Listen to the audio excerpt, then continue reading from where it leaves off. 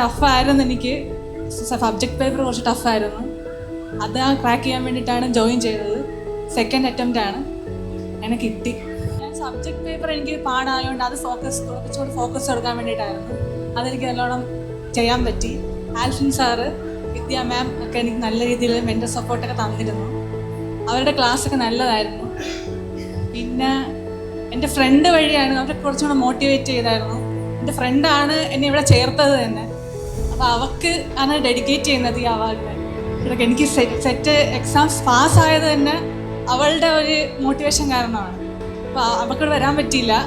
ജയലക്ഷ്മി അവൾ പറഞ്ഞതെന്ന് വെച്ചാൽ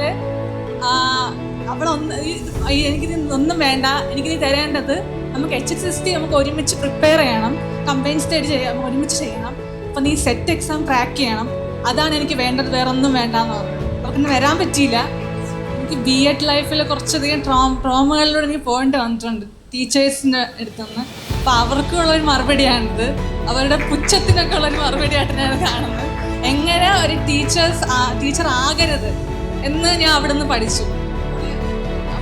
എങ്ങനെ അവിടെ നിന്നിട്ട് നമ്മൾ എങ്ങനെ ഒരു ടീച്ചർ ആയിരിക്കരുത്, സ്റ്റുഡൻസിനായിട്ട് എങ്ങനെ ബിഹേവ് ചെയ്യരുത് എന്നുള്ള രീതിയൊക്കെ ഞാൻ അവിടെ നിന്നാണ് പഠിച്ചത്. അപ്പോൾ അവരുടെ ആ പുച്ഛം, അവരുടെ ആ മനോഭാവത്തിനുള്ളൊരു മറുപടിയായിട്ട് ആദ്യത്തെ പടിയായിട്ട് ഇത് കൊടുക്കുകയാണ് ഈ എക്സാം പാസ്സായത്.